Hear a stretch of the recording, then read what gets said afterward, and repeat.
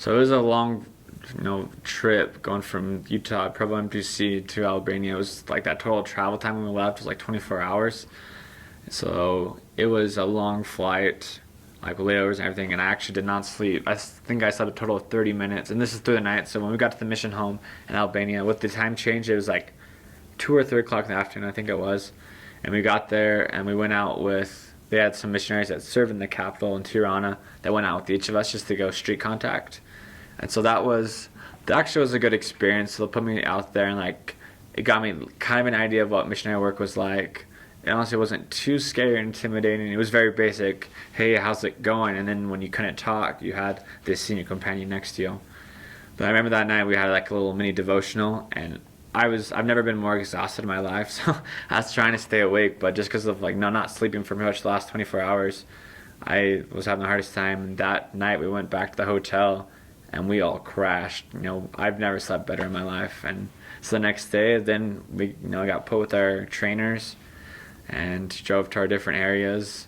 And that night we went tracting and actually got kicked out of a building. I remember there's a guy who got mad at us, and so the place that I served is called Vlor. They're known as being very fast speakers. I'm still learning the language as well as they're speaking fast. So like he said something and like I picked out parts, but my trainer had to help me.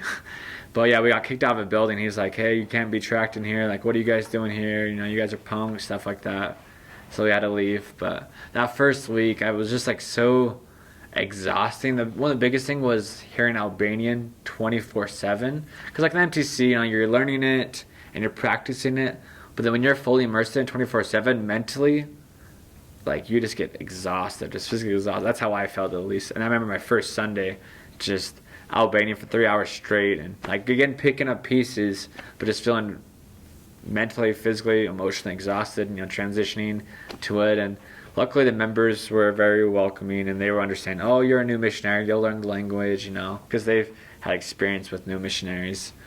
So that was kind of my experience with my first week in the country, was just adjusting and kind of taking it in stride. One thing that really helped for me was not being so overwhelmed with the language. I knew I was going to make mistakes, and just speaking and doing my best to speak and testifying of what I knew was true, and then relying on my senior companion when I had struggles. So when I first got my call at Adriatic South, it was Kosovo, Macedonia, Montenegro, and Albania. So Kosovo, Macedonia, and Montenegro had just been added to the mission when I got it. And Montenegro is now part of the Adriatic North because they speak Serbian there.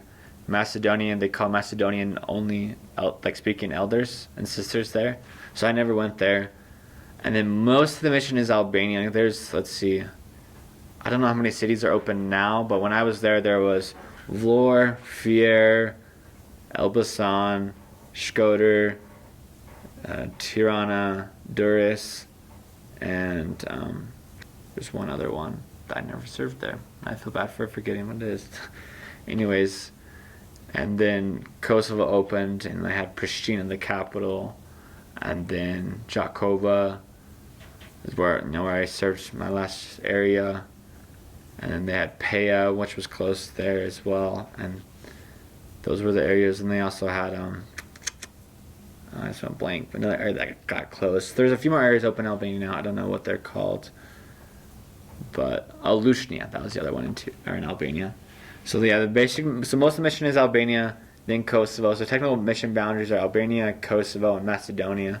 Technically all of them, but also there's areas that don't have missionaries because they have about 70. When I left, there was like 74 missionaries, so it's around 70 missionaries. So there's still a lot of areas that aren't open that they don't have missionaries because it's still growing a lot. But the basic boundaries were Albania, Kosovo, and Macedonia. Just anywhere in there. So I started in Vlor, like I said, I got trained there for 3 months. I went to Tirana, and I served in a 4th branch there for 8 months, and then 3rd branch for 7 months in Tirana. And then I finished my mission in Kosovo, in a city called Jakova.